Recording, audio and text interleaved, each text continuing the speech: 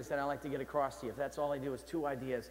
One is, you've heard Miles, you've heard Eddie, you've heard all these different people talk, Chris Ofus, Marlis, on limiting beliefs and belief systems. So rather than do any of that kind of stuff with you, because that's the heart of my business, is Proverbs 23:7, as a man or woman thinketh in their heart. Romans 12:2 is, right, be ye not conformed to this world, but be transformed by renewing of the mind. So then the question becomes, how the heck do you transform you? How do you renew the mind? So 2 things that I want to do with you is, number 1, how do you discover limiting beliefs? Because I'm going to suggest it's the limiting beliefs that you don't even know that you have that are tripping you up. It's not the ones you know about. You know you have a limiting belief about trust. You know what? That's not tripping you up near as much as the belief systems you don't even know that you have. So number 1 thing I want you to walk away with is, how do you discover limiting beliefs that you don't even know that you have? Sounds kind of like a Zen thing, right? Don't even know you have them. How can you discover them? Tell you that in the next 20 minutes. Second thing that I want you to walk away with is, then, how do you change them?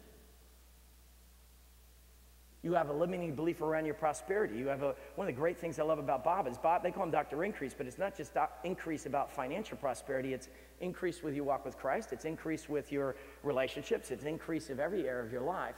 But let's say you discover you have a limiting belief in some area. How the heck do you change it then? So those are the 2 things. You walk away with those. And then the original thing I was going to talk about, we may or may not get to. That's the only sales form you'll ever need. And everybody is in sales. Any of you have a negative reaction to sales? Come on, tell the truth. You have a negative reaction to sales. Come on, raise your hand, tell the truth. Right, truth will set you free. You got to tell the truth first. Right? If you have a negative reaction to sales, get over it. You are. Everybody's in sales. How many of you have ever gone on a date? You sold. You either sold them on asking you out, or you sold them on saying yes, but you sold. How many of you have ever been married? Big sale. By the way, biggest problem in most marriages, I hadn't planned on talking about this, but the biggest problem in most marriages, my perspective, and I don't claim to be an expert, but biggest problem in most marriages is the same problem as most sales. We forget to service what we sold in the first place.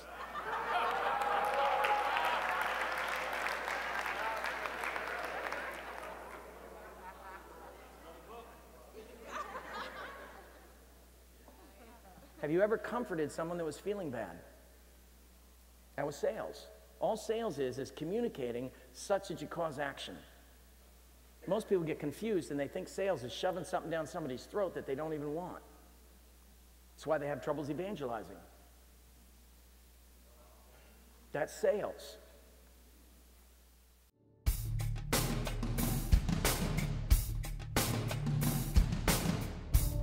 I want to talk about a balanced life. I believe that character and integrity do count big time. Oh, I know the world of today frequently talks about the fact that, your personal life doesn't really matter as long as your professional life is okay, as long as you're doing your job, and that is pure baloney.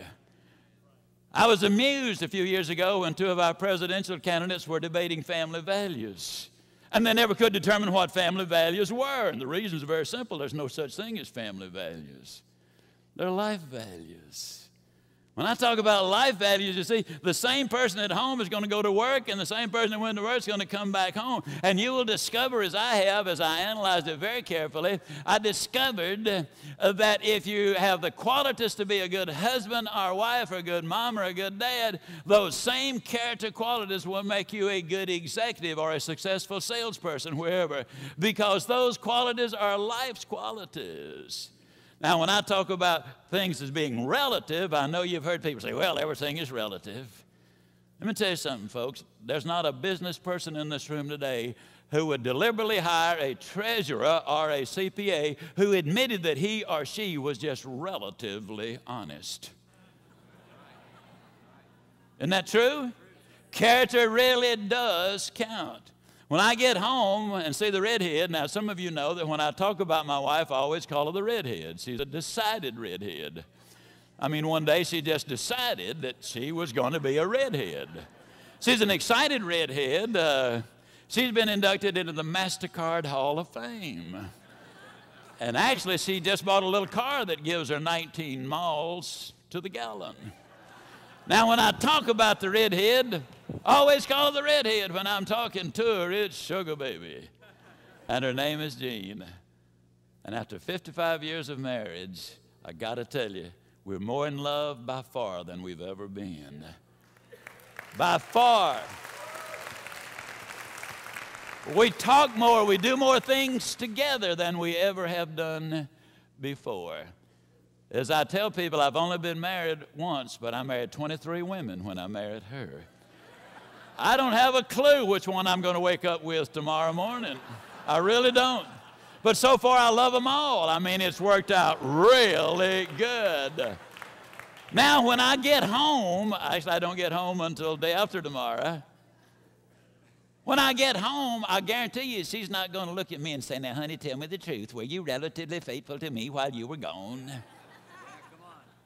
See, some things are right, some things are wrong, and we need to understand that character really does count. Integrity is one of the great freers of life.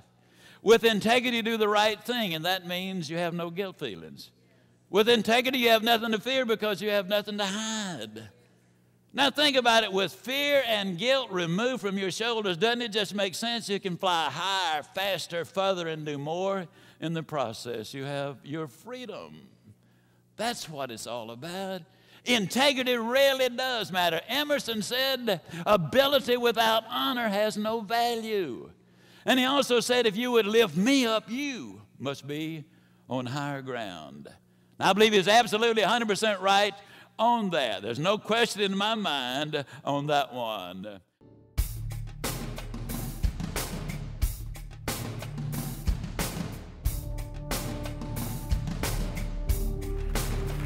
Wow, what a joy to be here. Thank you, Bob. You have definitely been one of my inspirers, and it is so fun to be back.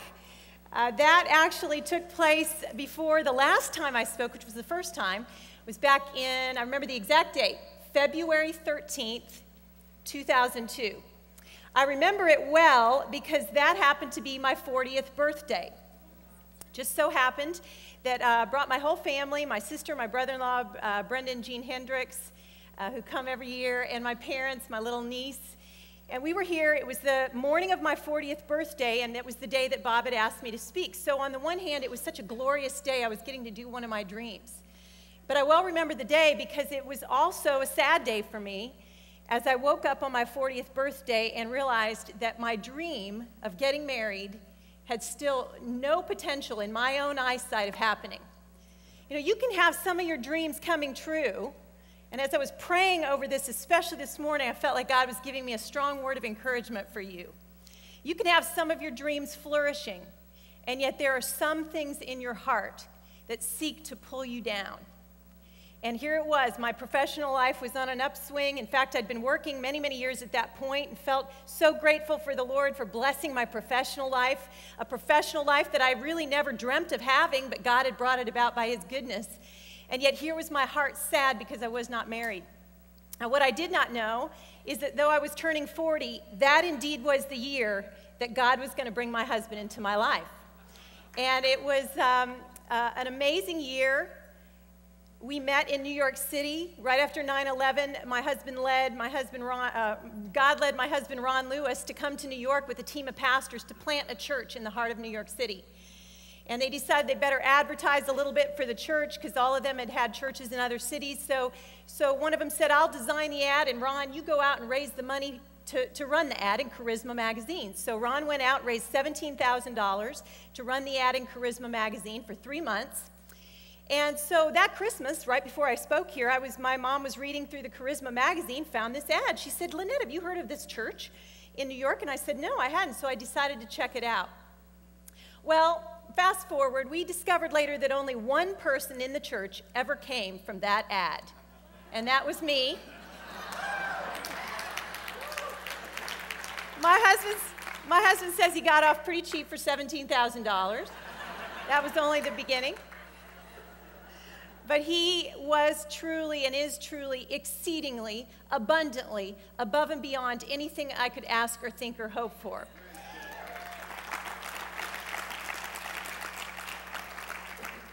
He has an amazing story, was a church planter and in the ministry for the last 20-some years now. Has planted churches all over the world, and then went through one of the darkest nights that you can ever go through as a pastor.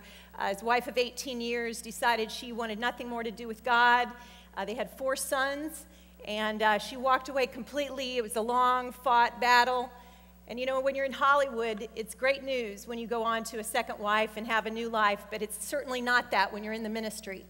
And so Ron's story is one of great comeback, and my story is one of long desert walking, not knowing how God is going to come through.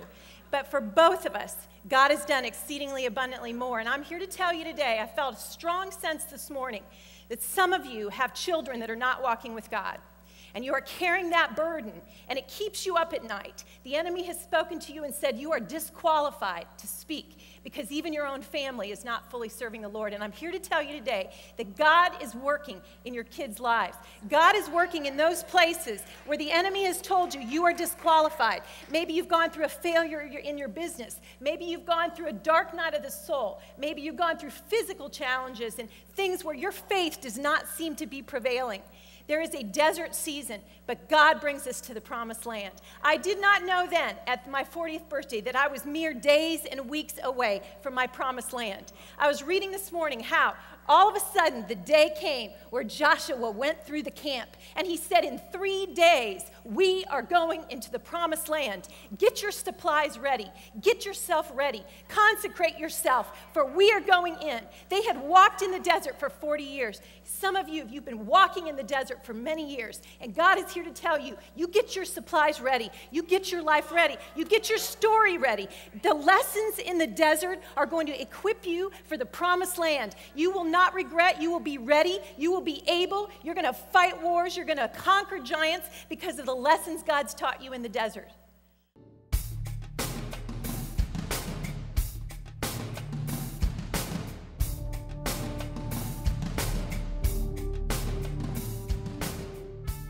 There was a little elderly lady. Each morning when she got out of bed, she'd go out on her front porch. She'd raise her hands and she'd say, "Praise the Lord, for He is good." Every morning, she'd come out on her front porch, first thing, and say, "Praise the Lord, for the Lord is good." One day, an atheist moved in next door. He heard the little old lady come out and say, "Praise the Lord is good." So he'd come out on his porch and say, "There is no Lord." Well, this went on for months and months and months. But the little old lady encountered some difficult times. And she came out on her porch one morning and she said, "Praise the Lord. I'm having difficult times. Lord, I'm hungry and I need some groceries." Well, the next morning she came out on her front porch and there were 3 bags of groceries. She stood up and she said, "Praise the Lord, you've provided me my groceries." The atheist was hiding in the bush. He jumped out and he said, "There is no Lord. I bought those groceries." She said, "Praise the Lord, you provided me the groceries and made the devil pay for them."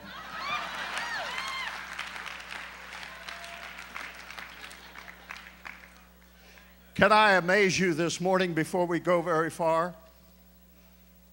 Now watch this. Watch this. I want you to think of a number. And I want you to write that number down. Think of a number, any number. Now I want you to add to that number the next consecutive number. If the number you thought of was 10, the next consecutive number 11, add that to your number. Then add to that number 9, the number 9. Then divide that number by 2. Now subtract the original number and add 6. You got it? And the number, your number, I can tell you what your number is. Your number's 11. Your number is 11. Isn't that amazing? Your number is 11. How many of you got 11? If there's somebody next to you without their hand up, look at them and say, you better go back to mathematics. Now, here's the point. Here's the point. Listen to me.